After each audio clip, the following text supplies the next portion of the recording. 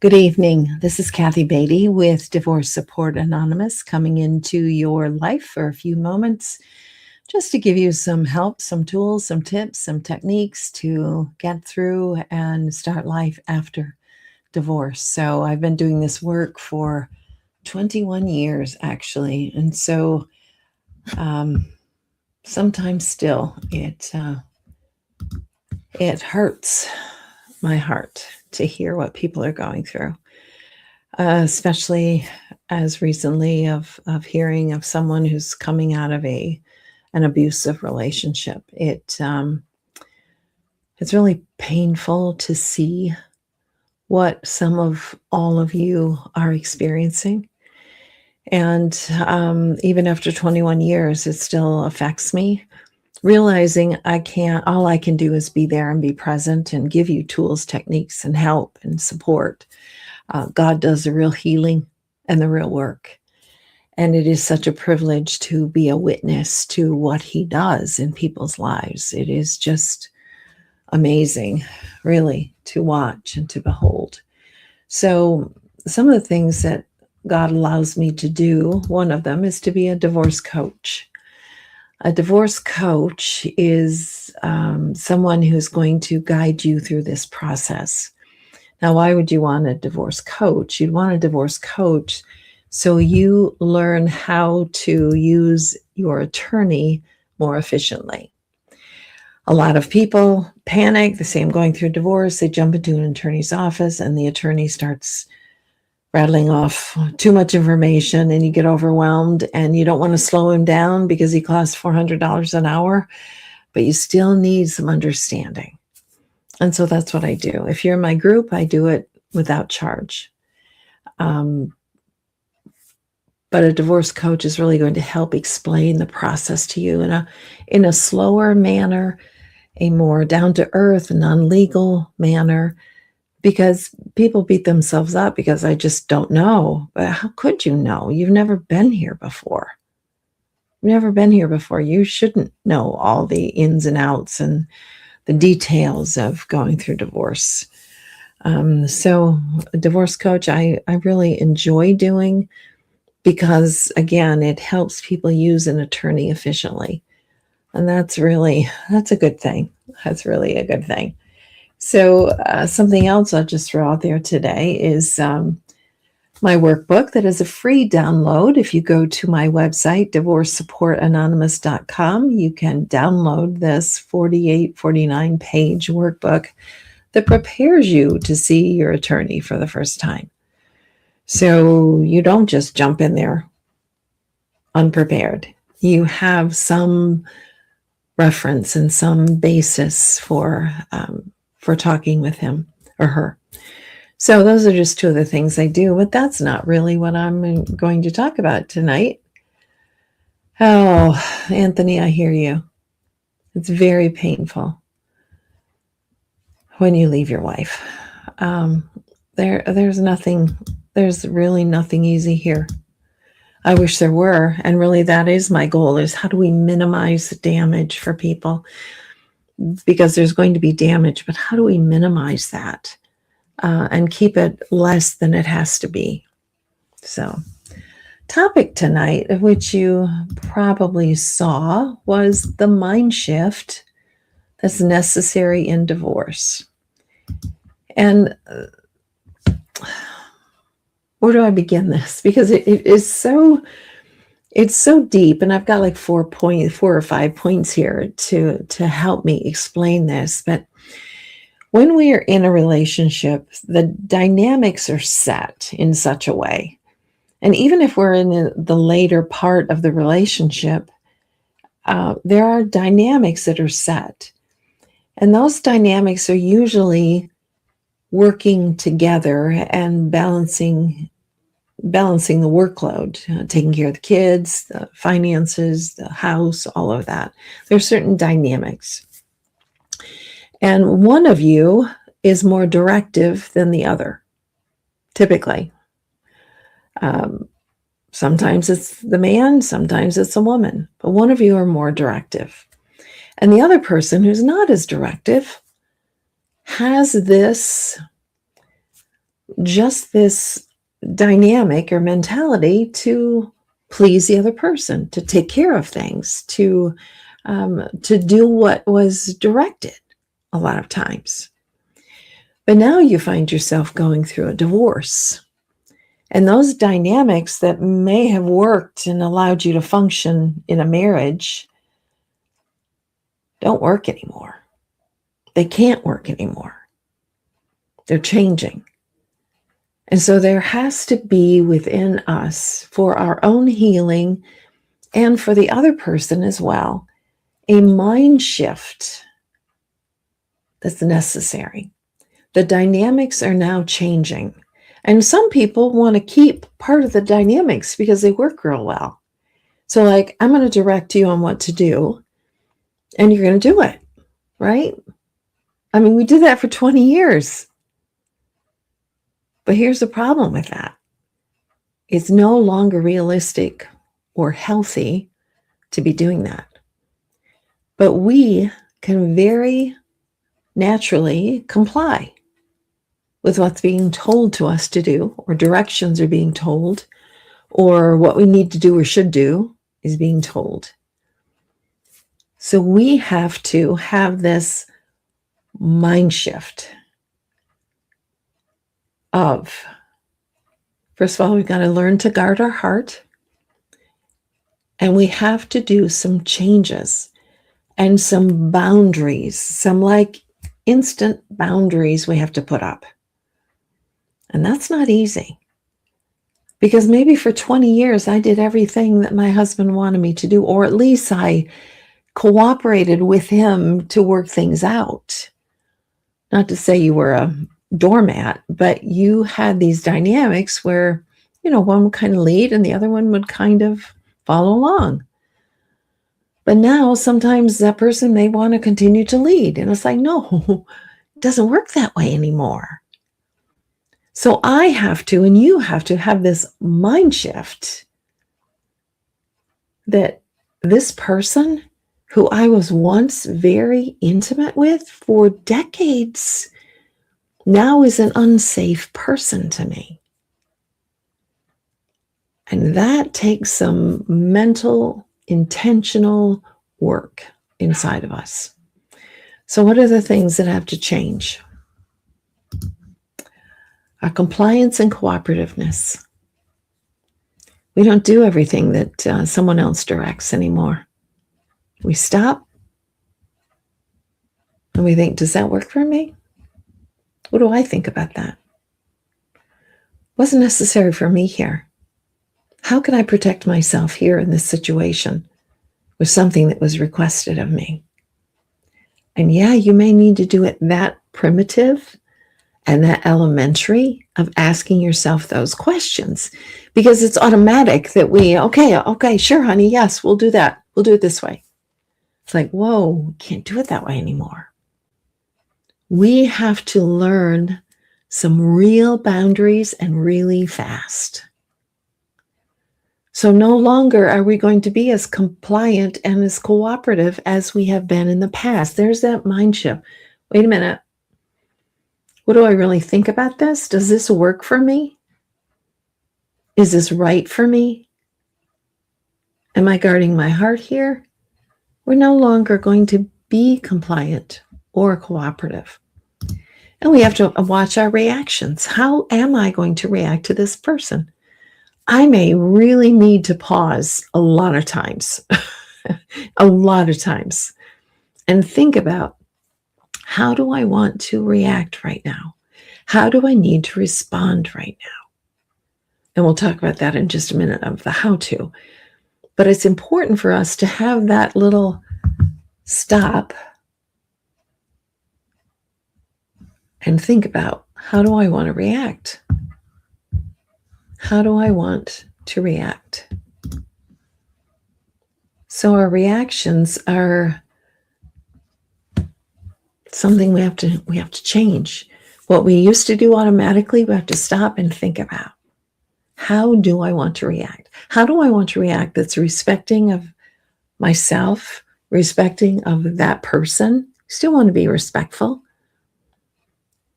But here's the part that's really hard for a lot of people is respecting themselves and putting up those boundaries, especially now because you're so beaten down from this divorce and the rejection and the betrayal and all that's happened.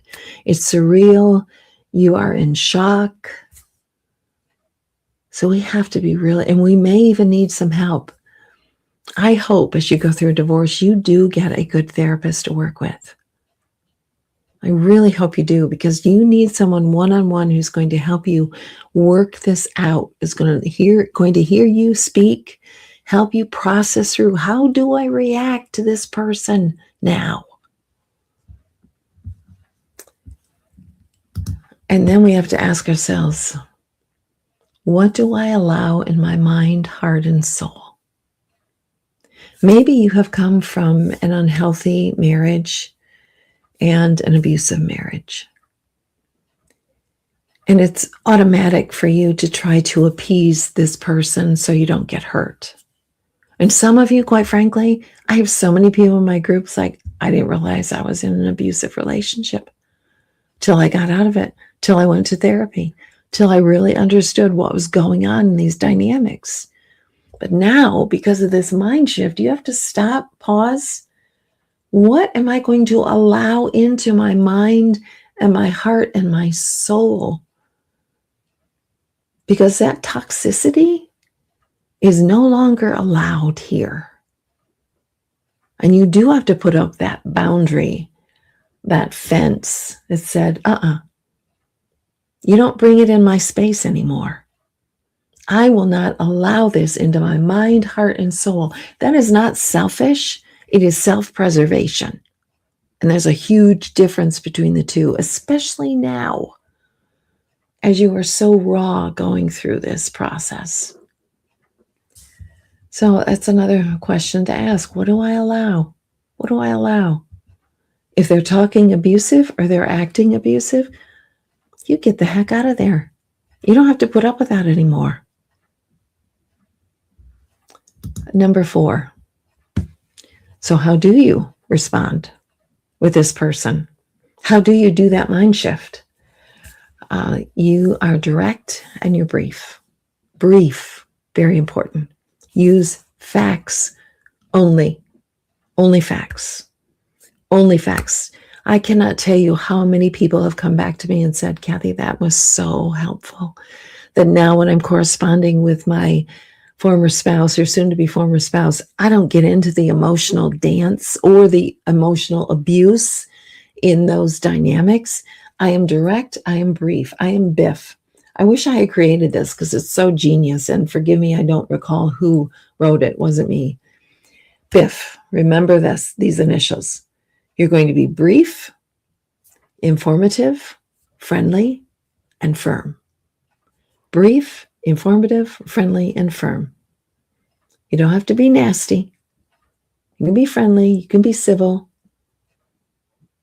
But you're going to be brief. You're going to give facts. You're going to give information. You're going to be friendly, and you're going to be firm. Without apology, without explanation. Stop explaining yourself. Stop apologizing for yourself. This is part of the way that this trauma molds us into a more authentic person. Because we learn, maybe for some of you, for the first time, to stand up for ourselves.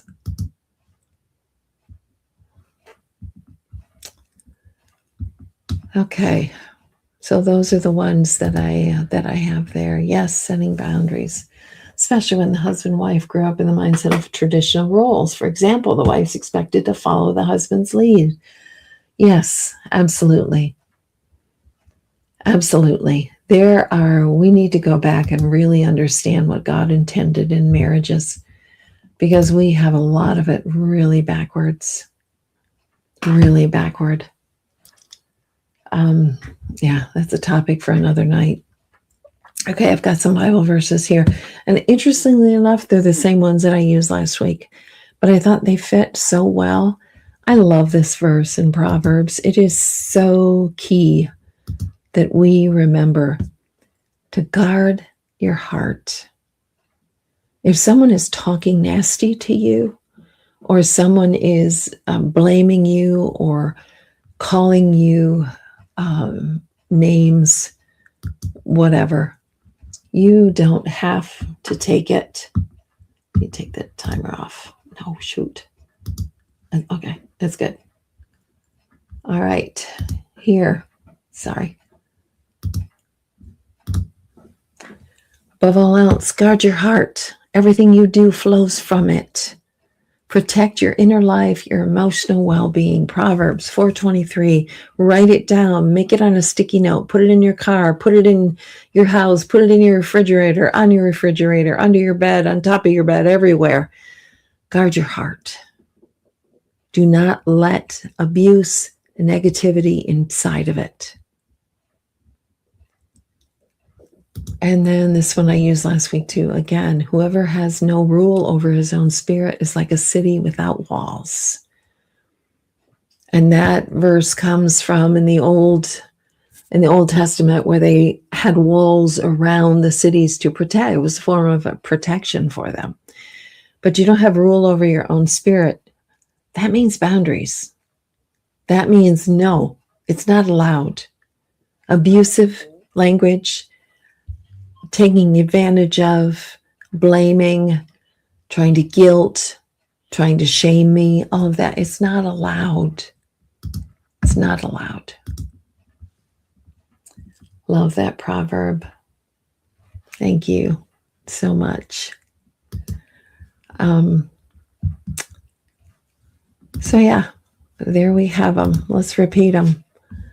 And boy, I tell you, if you can get that mind shift right, it just gives so much peace, because you get to the point to where you say, nope, doesn't work for me, without feeling guilt, without saying, oh, I should have, it would be okay. I could be nice. I could cooperate. No. You need to learn this balance. You need to learn these boundaries. So what do you need to shift? You need to shift being compliant and being cooperative. You don't have to.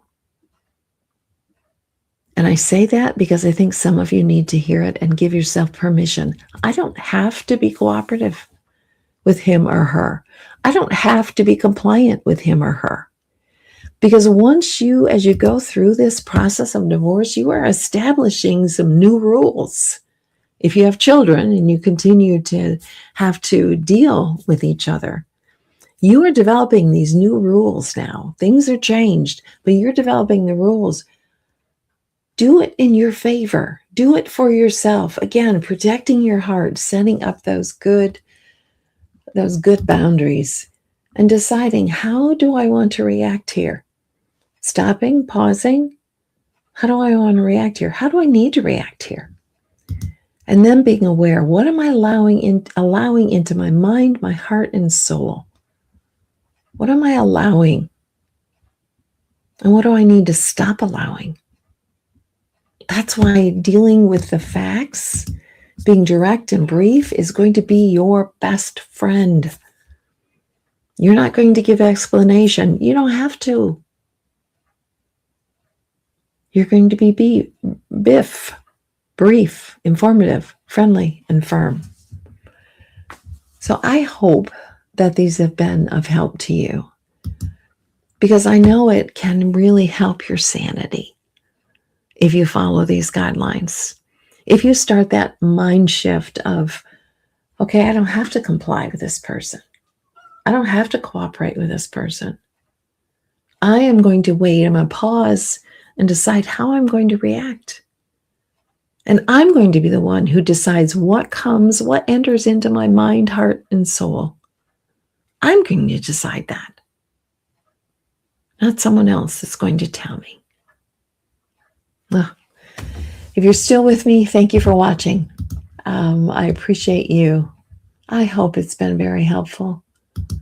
I hope indeed it has. So we're going into week 3 on the group. There's still room for you if you want to join us. So connect with me for a registration form. Don't forget your free download, and just reach out if you're needing assistance in getting through the many, many hurdles and landmines of going through divorce. It's tough stuff. Most importantly, take care of yourself.